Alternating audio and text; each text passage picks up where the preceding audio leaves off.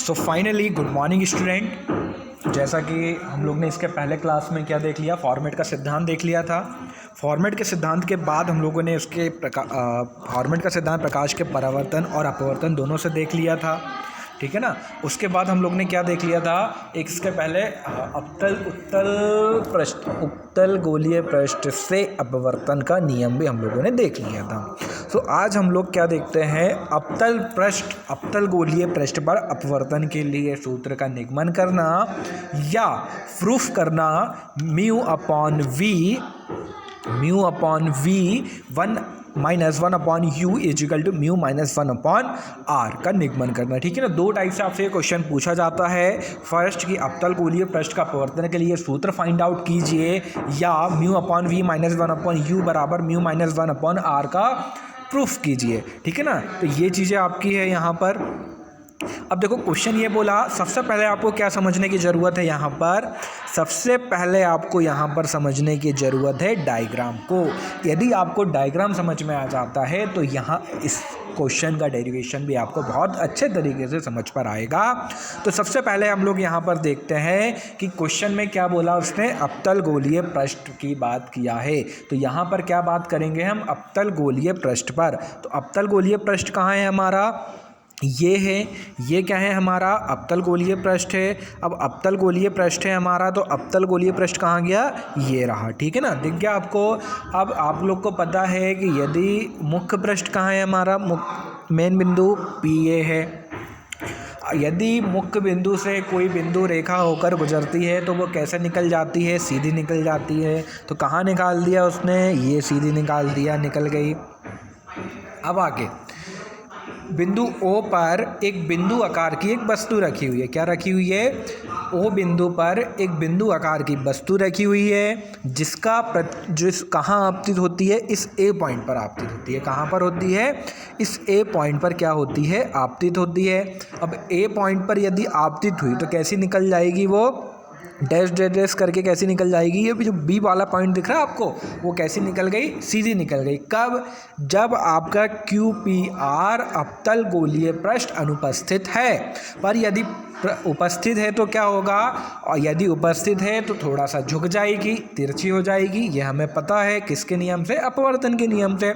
अब यदि थोड़ा सा झुक जाती है तो कहाँ उसका प्रतिबिंब बनता है, उसका प्रतिबिंब कहाँ दिखाई देता है हमें, उसका प्रतिबिंब हमें इस I पर दिखाई देता है। यहाँ पर जो I लिखा हुआ है उस I पर हमें प्रतिबिंब दिखाई देता है। I पर यदि प्रतिबिंब दिखाई दे रहा है तो कहाँ है, उसकी आगे बढ़ाए तो जो आँख है वो कहाँ पर है, यहाँ पर रखी हुई है।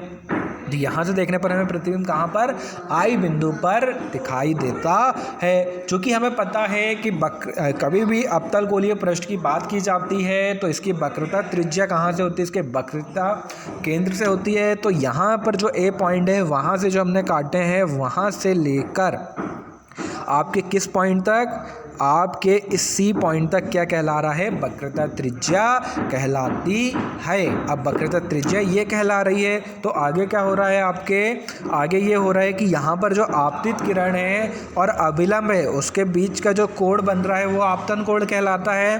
तो आपतन कोण कहाँ है आपका, ये है आपतन कोण। कहाँ है आपका आपतन कोण, ये I आपका आपतन कोण है। उसके बाद जो R है वो आपका परावर्तित कोण है। कौन सा कोण है, वो परावर्तित कोण है। अब देखो यहाँ पर थोड़ा सा ट्विस्ट क्या दिखाई दे रहा है कि ये हमारा मुख्य बिंदु है और मुख्य बिंदु से वस्तु ये है। तो मुख्य बिंदु से वस्तु के बीच की दूरी क्या बोला उसने, -u बोला है। मुख्य बिंदु से प्रतिबिंब के बीच की दूरी -b है। मुख्य बिंदु से वक्रता केंद्र के बीच की दूरी -r है। माइनस क्यों है, ये आप लोग को पता है क्यों है, क्योंकि जो गोलीय पृष्ठ है उसके विपरीत कंडीशन में क्या हो रही है, कार्रवाई चल रही है, ठीक है ना। इसीलिए क्या किया गया, उसको माइनस में लिया गया है। तो डायग्राम मेरे हिसाब से आप लोग को समझ पर आ गया है। चूँकि अब क्वेश्चन में फिर से आता हूँ, तो क्वेश्चन में आपको अपवर्तन के सूत्र से कहा है। तो अपवर्तन का सूत्र क्या बोलता है, नियम कि उसमें आपतन कोण का मान परावर्तित कोण के मान के परावर्तित कोण के मान के क्या होता है, एक निष्पत्ति होता है या अनुपात में होता है। तो अपवर्तन के नियम से साइन OAC बटे साइन BOAN। तो OAC क्या है आपका जो आपतित किरण का कोण है, और जो BAN है आपका ये वाला, वो क्या है आपका परावर्तित कोण का एंगल है। तो यहाँ पर आप क्या लिख सकते हैं, साइन I बटे साइन R लिख सकता हूँ। और आपका माध्यम क्या है, तो यहाँ पर आपका μ1 जो है वो सघन माध्यम, और जो μ2 है वो आपका विरल माध्यम है। तो यहाँ पर मैंने μ2 अपॉन μ1 किया, चूँकि जो विरल माध्यम होता है उसे आप पहले रखते हैं और उसकी निष्पत्ति को सघन माध्यम रखते हैं। तो यहाँ पर उस चीज़ को आपको क्या मानना है, यहाँ पर उस चीज़ को आपको क्या मानते हुए चलना, म्यू मानना है। क्या मानना है, म्यू मानना है। सो फाइनली हम लोग ने क्या देखा, अपवर्तन के नियम है ना। अपवर्तन के नियम से क्या करना हम लोगों को, थोड़ा सा ब्रेक हो गया था उसकी वजह से मैं डिस्टर्ब हो गया था, फिर से आते हैं हम लोग है ना। क्या बोल रहा है कि अपवर्तन के नियम से क्या निकल के आया, साइन I बटे साइन R बराबर कितना लिया हमने, μ2 अपॉन μ1 बराबर क्या हुआ, उसको म्यू मान लिया। आगे जो बिंदु A, ये वाली लाइन पे थोड़ा सा ध्यान देना। यदि साइन I और साइन R, क्या बोल रहा है, साइन I और साइन R क्या हो, अत्यंत पास में हो, तो अत्यंत करीब हो, तो क्या कह सकते हैं उसे हम, साइन I की जगह I मानना है और साइन R की जगह R मानना है। तो उसे क्या बोलेंगे, I बटे R बराबर म्यू। तो इक्वेशन नंबर क्या निकल के आएगा, I बराबर म्यू इंटू R। क्या आएगा, म्यू इंटू R निकल के आया। अब देखो ये चीज़ें आपको लिखनी है, तो ये आपको कहाँ पर समझ आएगी, पढ़ने के बाद समझ पे आ जाएगी। वही चीज़ बताया है कि आपके मुख्य बिंदु से वस्तु की दूरी, मुख्य बिंदु से कहाँ पर प्रतिबिंब की दूरी, मुख्य बिंदु से वक्रता केंद्र की दूरी, तो ये चीज़ें आप लोग को पता चल जाएगी, ठीक है ना। नेक्स्ट आते हैं। तो नेक्स्ट आपको यहाँ पर क्या बोल रहा है, यहाँ पर आपको क्या बताया उसने कि समकोण त्रिभुज OAC में, तो समकोण त्रिभुज कहाँ दिख रहा है आपको, चित्र में कहाँ दिख रहा है समकोण त्रिभुज OAC, तो O ये है आपका, ठीक है ना।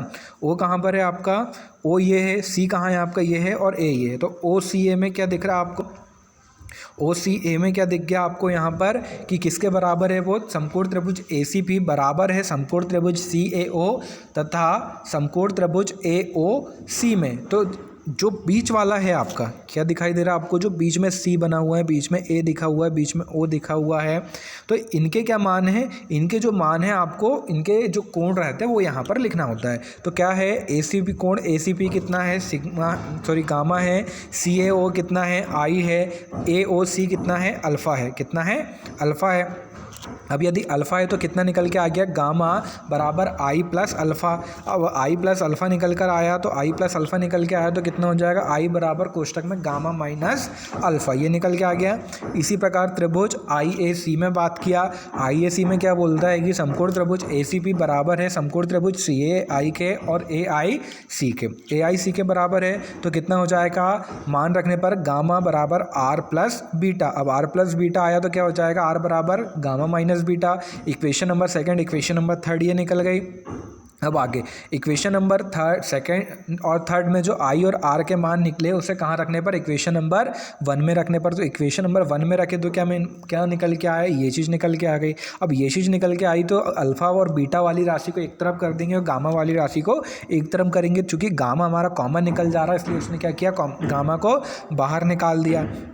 अब चूँकि गामा को बाहर निकाल दिया तो उसके बाद यहाँ पर एक थोड़ा सा ट्विस्ट आएगा। क्या आ रहा है ट्विस्ट, कि आपको जो कोण है वो फाइंड आउट करना है।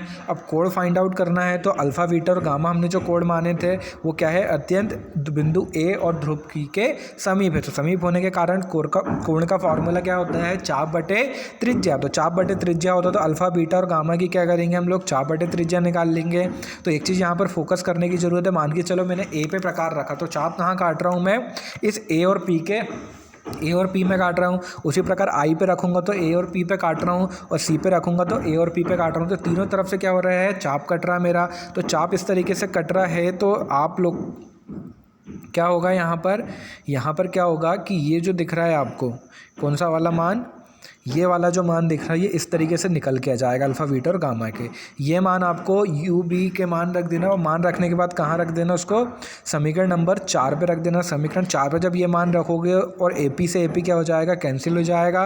कैंसिल होने के बाद आपके क्या मान निकल कर आएगा, ये वाला मान निकल कर आएगा। तो ये वाला क्वेश्चन भी आपका हो जाना चाहिए, ठीक है ना। और नेक्स्ट एक और क्वेश्चन मैं आपको बता रहा हूँ जो काफ़ी लंबे समय से पूछा जाता है, वो है आपका अभिपति बिंदु किसे कहते हैं। तो अभिपति बिंदु क्या किसे कहते हैं, ये प्रत्येक वक्र पृष्ठ के लिए बिंदु की कुछ ऐसी स्थितियाँ होती है जिसके लिए उपाक्षीय और सीमांत किरणों के द्वारा तीक्ष्ण बिंदु प्रतिबिंब प्राप्त होता है। अब उपाक्षीय और सीमांत किरणें क्या होता है, इसके पहले ये जानना जरूरी है। तो मान के चलो मेरे पास क्या है, मेरे पास एक, रुकना थोड़ा सा, यहाँ पर क्या है, एक उत्तल लेंस है, एक उत्तल लेंस है तो और एक ही ये लाइन खींचे, ठीक है ना। तो इससे पास में आने वाली लाइनों को क्या कहा जाता है, उपाक्षीय, तथा दूर से आने वाली लाइनों को सीमांत किरणें कहा जाता है। पास से आने, जो पास में जो लाइन है, ठीक है, मुख्य अक्ष के जो पास वाली लाइन है उसको उपेक्षीय किरणें हैं, और जो मुख्य अक्ष से दूर वाली लाइन है उसको कौन सी किरणें कहते हैं, उसको सीमांत किरणें कहते हैं। ये चीज़ें क्लियर हुई। उसके बाद तीक्ष्ण बिंदु प्रतिबिंब प्राप्त होता है। ऐसे वस्तु तथा प्रतिबिंब बिंदु उस वक्र पृष्ठ के अभिपति बिंदु कहलाते हैं। क्या उनके बिंदु कहलाते हैं, अभिपति बिंदु कहलाते हैं। अब अभिपति बिंदु ये हो गया, तो आपके 2 क्वेश्चन यहाँ पर हो जाने चाहिए। तो thank you for watching my channel and video.